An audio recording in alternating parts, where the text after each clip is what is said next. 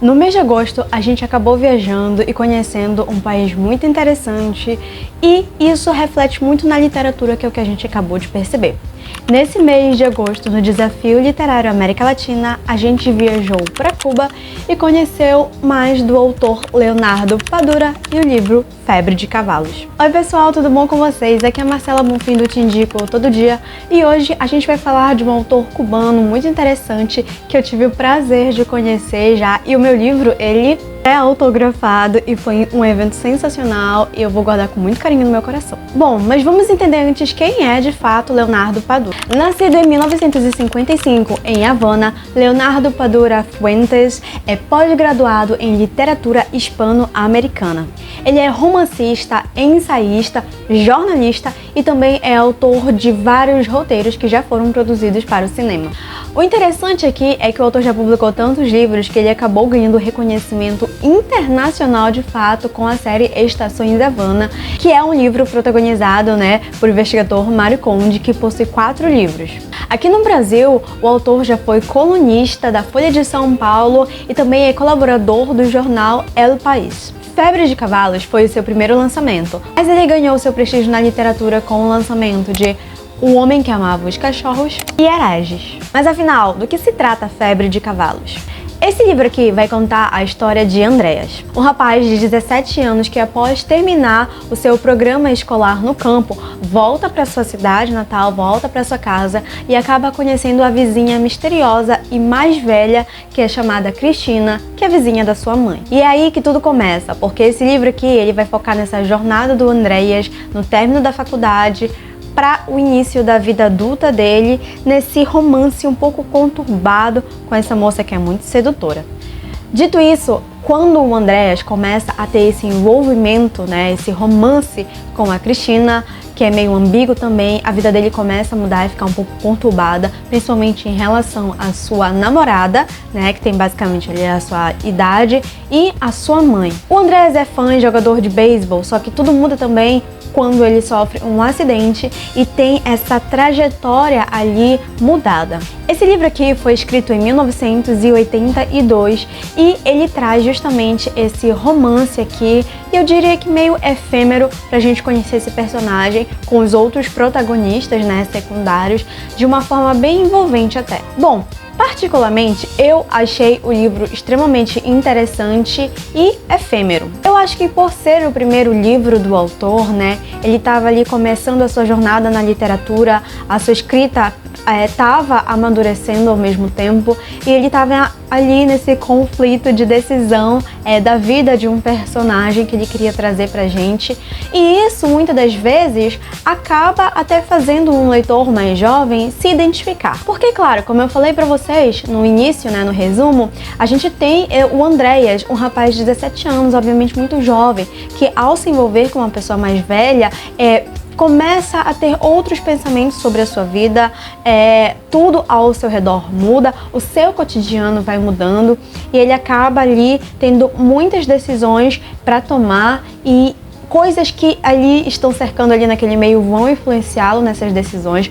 Então é óbvio que ele vai entrar em conflito e alguém mais jovem nessa idade até poderia se identificar de fato com o que está acontecendo ali. Eu acho que Febre de Cavalos é um livro muito interessante. Eu li ele em um dia, ele é bem curtinho, bem fininho na verdade, não passa das 125 páginas e justamente por isso que é fácil de ser lido. E é interessante também porque a vida do Andréas, ela tá ali pronta para ser decidida, mas ele se vê em conflito justamente quando ele tem 3 protagonistas, co-protagonistas femininas que vão contornar essa situação na vida dele e de uma certa forma influenciá-lo no seu futuro. Uma, como eu falei pra vocês, é a namorada dele, basicamente tem a mesma idade, jovem como ele. A segunda é a Cristina, essa personagem de interesse romântico dele, já mais velha, na casa dos quase 30, e a sua mãe, que já é um pouco mais velha do que a Cristina, imagino que na fase dos 40, 45,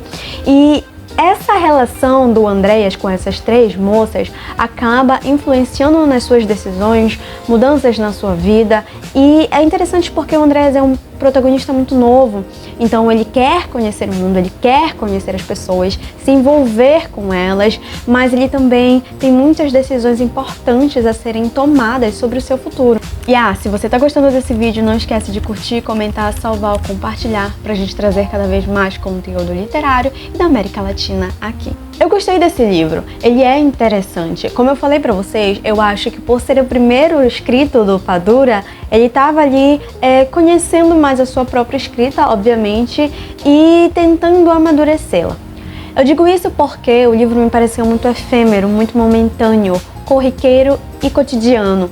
E eu acho que por isso as descrições que são encontradas aqui deveriam ser diminuídas um pouco. Nesse livro a gente encontra muitas descrições, muito detalhistas, e eu acho que o autor poderia ter amenizado um pouco isso aqui e ter trazido mais cenas envolventes, poderia ter trazido mais conflitos a serem escritos ali, colocados naquela cena, pra gente conseguir entender melhor, inclusive, os sentimentos do personagem em relação a tudo que ele tá sentindo. O livro não é narrado em primeira pessoa, ele é inclusive narrado em terceira, e em um momento ali ele tem uma narração logo no início um pouco diferente, e aí a gente vai se acostumando aos poucos com essa leitura, mas ela flui bem. É interessante porque ela flui bem, o autor consegue trazer isso pra gente de uma maneira bem simples até.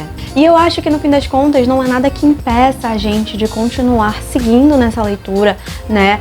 Tentando acompanhar a vida, o protagonismo do Andreas, que é mais um daqueles livros que a gente pode sentar para ler, né? Relaxar um pouco e tentar entender e não ter uma imersão tão reflexiva assim, não ter um livro que pese na nossa mão, né, que nos faça dormir, mas sim um livro que a gente possa aproveitar e observar a efemeridade da vida, né, essa momentaneidade que a gente acaba encontrando ali, esses conflitos que cercam nós, seres humanos, o tempo todo, mas que nos fazem pensar. E óbvio, como eu falei pra vocês, é um livro sobre um protagonista muito jovem, então quem é jovem talvez se identifique com essas passagens, essas questões. E quem é mais velho também, eu imagino, já entenda e relacione um pouco melhor esses pensamentos do protagonista.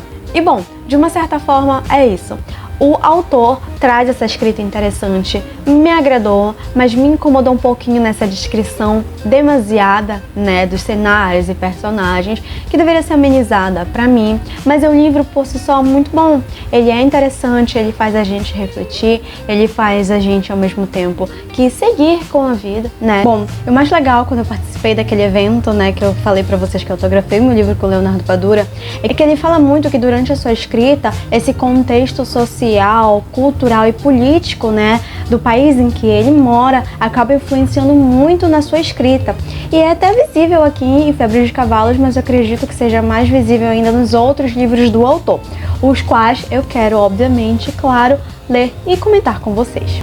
Bom, Book Lovers, é isso, a gente fica por aqui. Eu espero que vocês estejam gostando dos vídeos do Desafio Literário América Latina e, óbvio, voltem atrás nos outros vídeos para conhecer um pouquinho mais de cada livro, de cada país, e ler e indicar também para outras pessoas conhecerem.